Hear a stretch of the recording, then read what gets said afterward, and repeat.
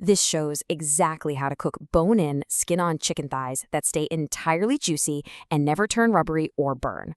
Welcome to this highly focused explainer where we're breaking down the master cold pan technique to guarantee that perfect crisp. Okay, let's dive into this. We're zeroing in on the precise technique you need to achieve perfectly crispy skin.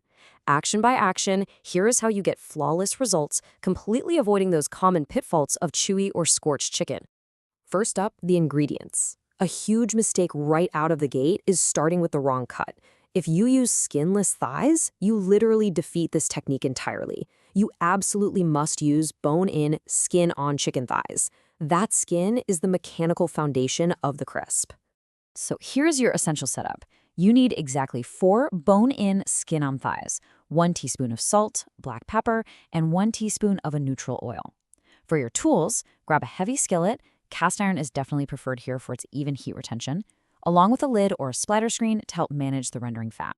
Step 1 is critical. Pat the chicken completely dry with a paper towel, paying special attention to the skin.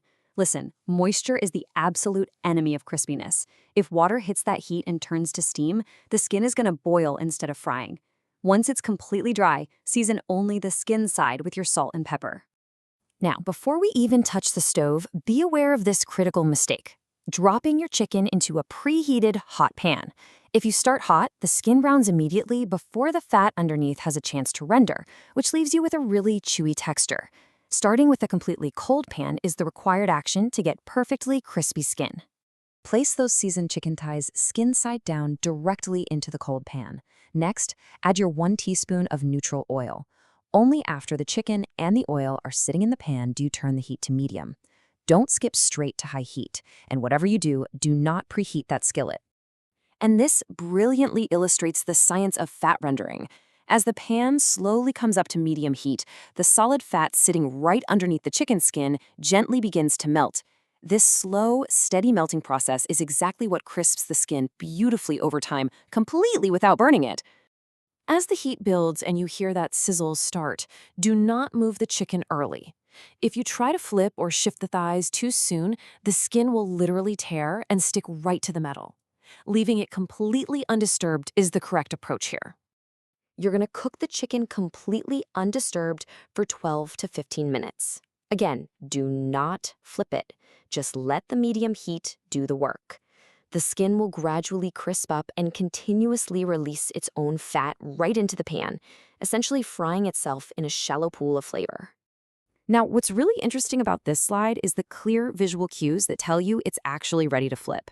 Focus on the edges where the meat meets the pan. You're waiting for a deep golden color, and when you test it with a spatula, the chicken should pull away easily without any resistance at all. Here is a known failure point. If you slide a spatula under the chicken and the skin sticks to the pan, do not force it. It simply needs more time on the heat. The skin will naturally release its grip on the pan once the rendering and crisping process is fully complete.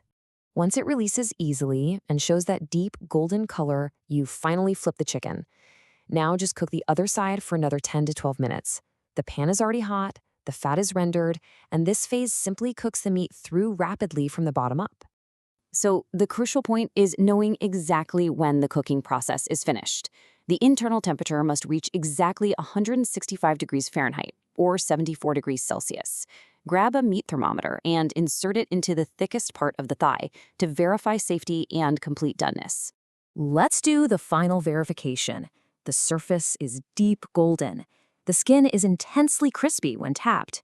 When you cut into it, the center is soft, juicy, and never dry. It really makes you wonder, how many other everyday meals could be completely transformed simply by applying the exact right technique rather than just adding more heat?